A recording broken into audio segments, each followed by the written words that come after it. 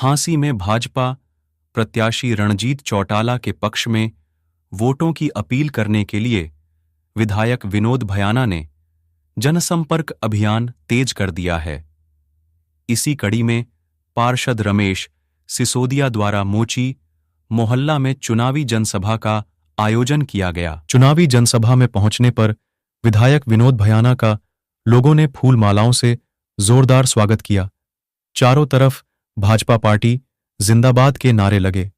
वही जनसभा को संबोधित करते हुए विधायक विनोद भयाना ने कहा कि 25 मई को लोकसभा का चुनाव होने के, जिसमें आपने देश के सही मार्गदर्शन करने वाला प्रधानमंत्री चुनना है। उन्होंने कहा कि देश में जब से नरेंद्र मोदी प्रधानमंत्री बने हैं, तब से देश में व्यवस्थाओं में परिवर्तन हुआ है।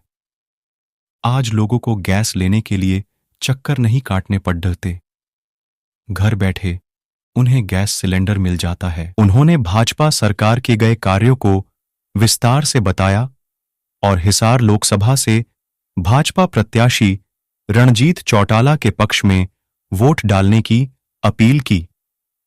वहीं मोची मोहल्ला के लोगों ने भाजपा प्रत्याशी को भारी समर्थन देने का वायदा किया। जैसा कि आपको पता है,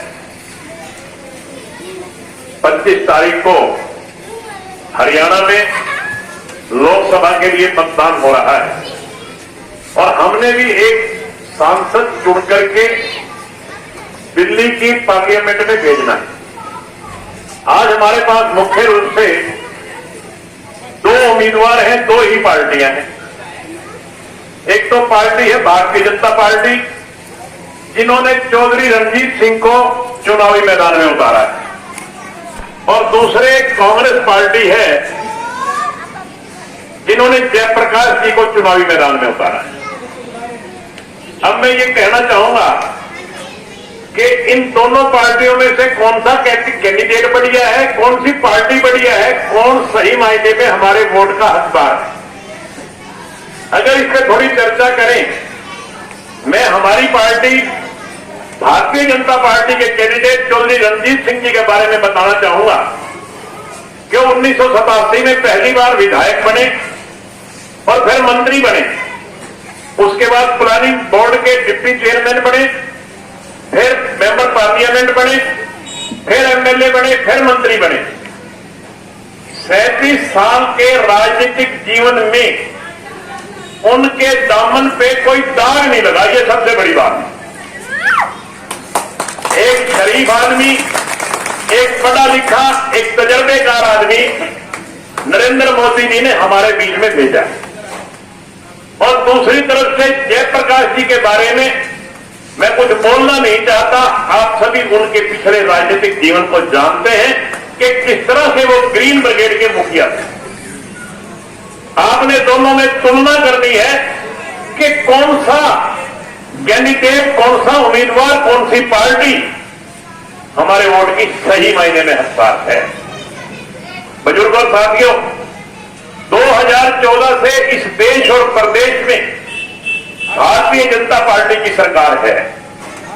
नरेंद्र मोदी जी ने 2014 से इस देश की बागडोर संभाल रखी है और जब से इस देश और प्रदेश में भारतीय जनता पार्टी की सरकार आई है, एक आमूलचूल परिवर्तन, एक आमूलचूल व्यवस्था परिवर्तन का काम भारतीय जनता पार्टी ने किया।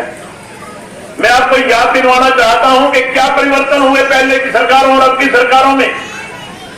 आप याद करें, 2014 से पहले अगर आपने गैस का सिलेंडर भरवाना होता था, 10 दिन पहले गैस की बुकिंग करवानी पड़ती थी और उसके बाद जिस दिन आपका नंबर आता था उस दिन 4-4 घंटे लाइन में लगना पड़ता था। लगना पड़ता था कि नहीं लगना पड़ता था? ईमानदारी से बताओ, बताओ लगना पड़ता था कि नहीं लगना पड़ता?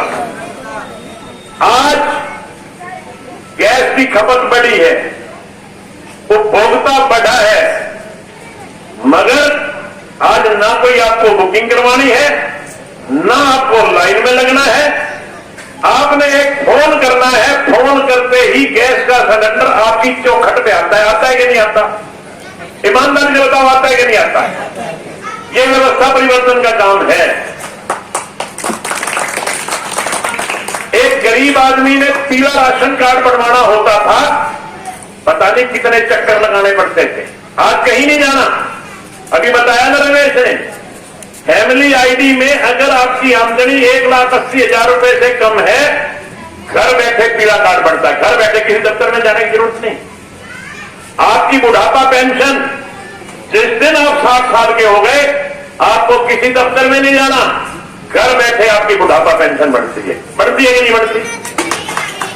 ये व्यवस्था परिवर्तन का काम है। एक नौकरी लगनी होती थी, भैया तो एमएलए के चक्कर काटने पड़ते थे या मंत्री के पास जाना पड़ता था। आज कहीं नहीं जाना, मेरिट के हिसाब से बिना खर्ची बिना पर्ची, ना कहीं पर्ची देनी है ना कहीं खर्ची देनी है। घर बैठे मेरिट के आधार पर नौकरियां मिल रही है कि नहीं मिल रही? ईमानदारी से बताओ, मिल रही है ना?